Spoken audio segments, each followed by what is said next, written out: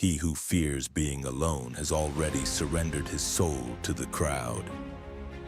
We live in a world addicted to applause, a world that teaches us to measure our worth by likes, follows, handshakes, and eye contact, where silence is feared and solitude is seen as failure. You walk into a room alone and people ask if you're okay. You turn off your phone and they wonder if something's wrong. But the Stoic knows something the world has forgotten. The man who learns to stand alone never truly falls, because he stands on something deeper than attention. He stands on himself. The modern pain, loneliness in a connected world. We've never been more connected, and we've never felt more alone. The average man scrolls past 1,000 faces before breakfast. But when the lights go out, when the room is still, when the noise dies and there's no one left to impress, he panics.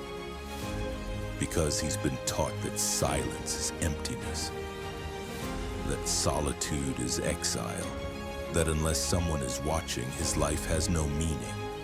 And so he performs, he curates, he begs, not with words, but with behavior. He becomes addicted to approval like a drug, and every hit only leaves him emptier. But the Stoic doesn't flinch in solitude.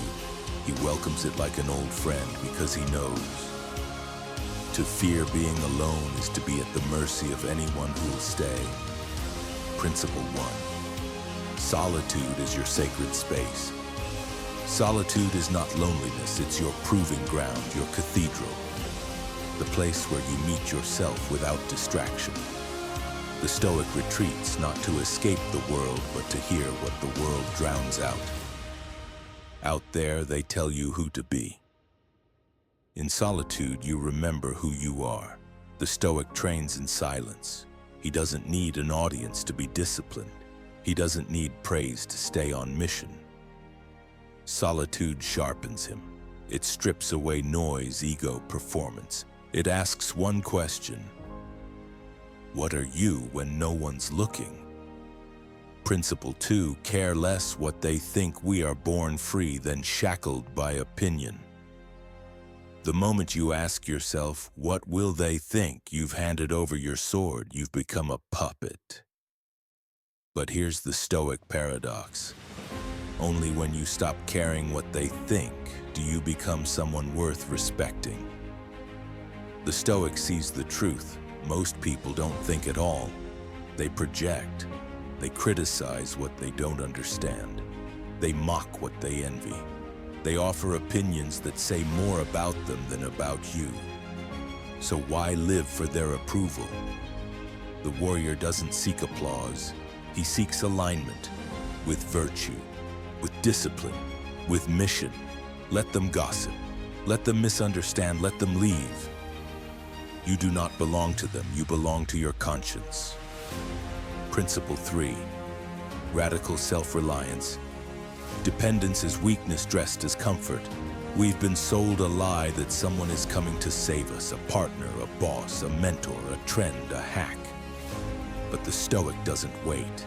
He prepares, because he knows no one is coming, and that's your power.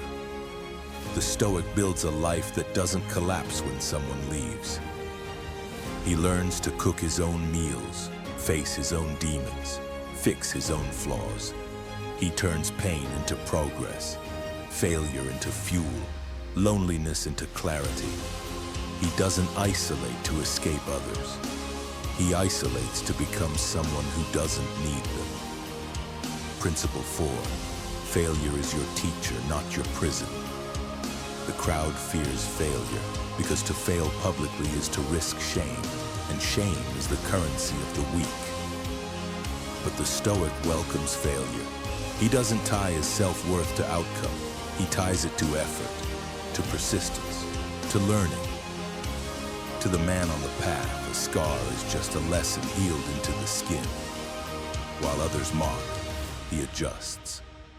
While they laugh, he sharpens. They see failure as a verdict. He sees it as training. So when he fails, and he will, he doesn't crumble.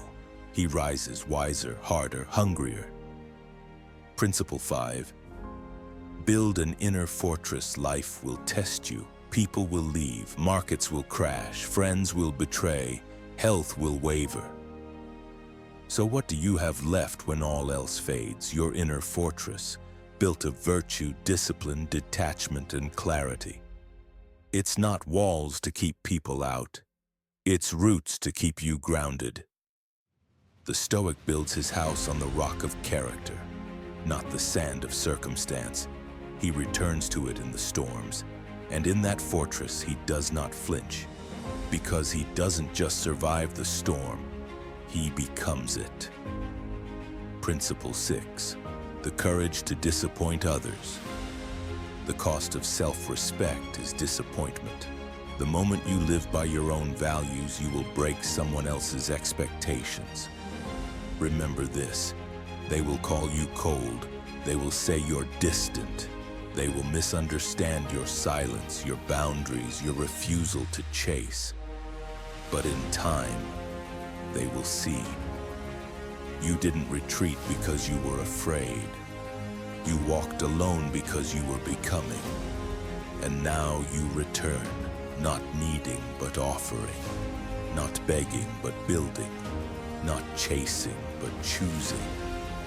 Because now, you have the strength to stand alone, and that brother is the beginning of real power. Subscribe for more update.